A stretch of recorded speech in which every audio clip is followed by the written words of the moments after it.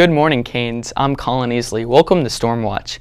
On today's November 15th edition, we have our daily announcements and look for my sports update too. But first, please stand for a brief silence and a pledge to our flag.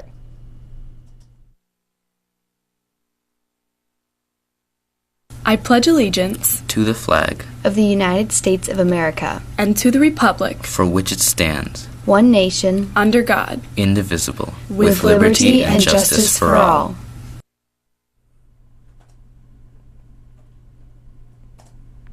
Hi, I'm Truman Davis with today's first school news story.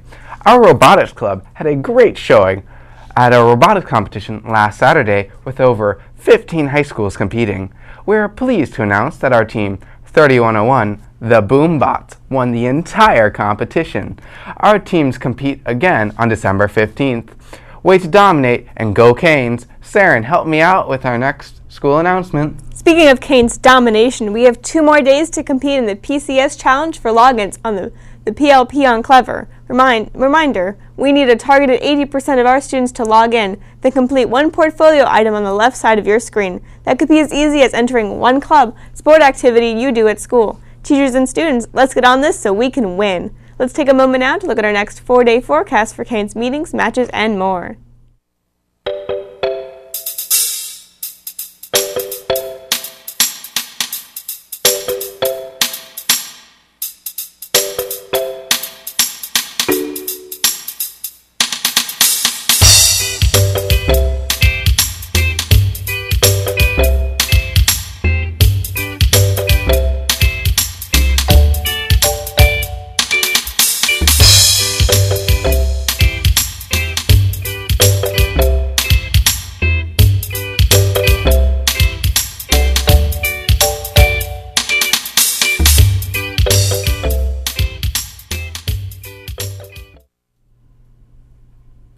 Do you want to save a whole $10?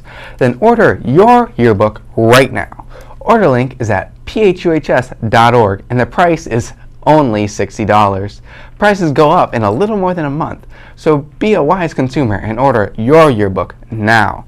Also, Miss Dragutzes would like to thank the following students and their hard work in putting together our annual PMAC conference last week. Thank you to Jake Butcher, Delphina Caceres, Aaron Hayes, Sarah Hamani, Farah Henawai, Claire Minowich, and Sandra Raphael.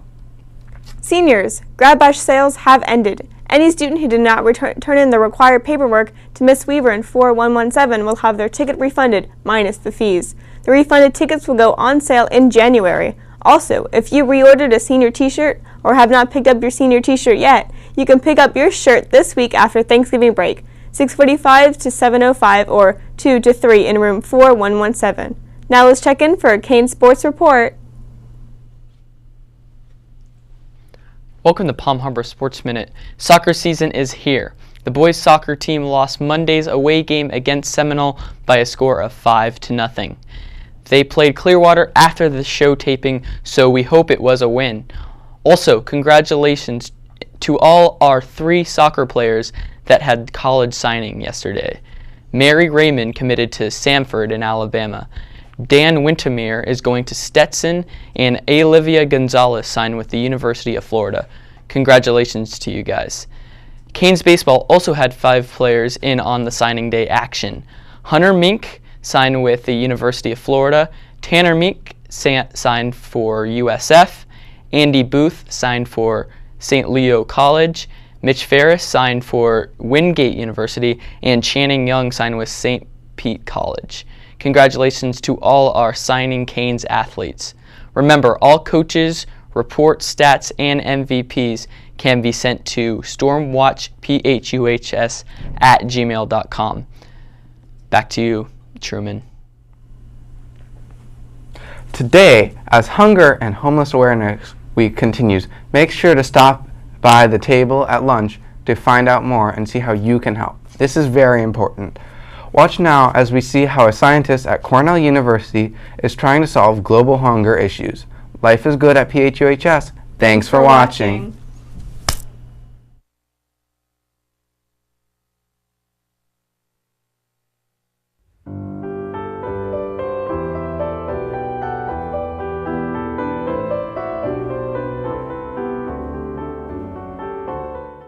Scientists at home and abroad are looking to the natural world with the hope of finding solutions to end global hunger. One possible one is entomophagy. That's a fancy word for eating insects. Students at Cornell University have developed a food product made of mealworm protein known as SIFU. Joining us today from Cornell University is Chief Operating Officer of SIFU Foods, Lee Kadeski. How did you come up with this notion of eating insects on this kind of scale when we're talking about global hunger? Insects really represent a great solution to the problems of global hunger and malnutrition. They're a great source of nutrition, and this has been recognized by FAO, by scientists worldwide. So we looked for ways that we could reprocess insects into something that would be palatable and familiar and something that was easy to work with. What kind of insects are we talking about? We're really talking about any insects. There's at least 1,900 known edible species, but the real number could be anywhere in the 10 or 100,000s. For us, we've worked so far with mealworms, waxworms, superworms, and crickets. And every one of them gives us a different flavor, texture, and color. When you say they're high in protein, are we talking about protein almost like a tofu substitute? We're talking more than tofu, almost double that in tofu, for SIFU that is. Crickets and other insects can have as much protein as beef, and much more of them is edible. They don't have all of those nasty bones in the way. Where do we see SIFU, and how does it help starving people? Really, we see SIFU everywhere. You see it in your grocery store right there next to chicken, beef, fish, or tofu. And you've got insect protein as an option alongside all the other options on a menu when you go out to a restaurant. For us, we see the West and industrialized countries as being really the worst offenders in terms of their consumption of meat and the impact that that has on the world and on global food security. So we really want to start with people at home and change dietary habits and move people to be more conscious about the food choices they make and make choices that are better for the environment and better for the planet.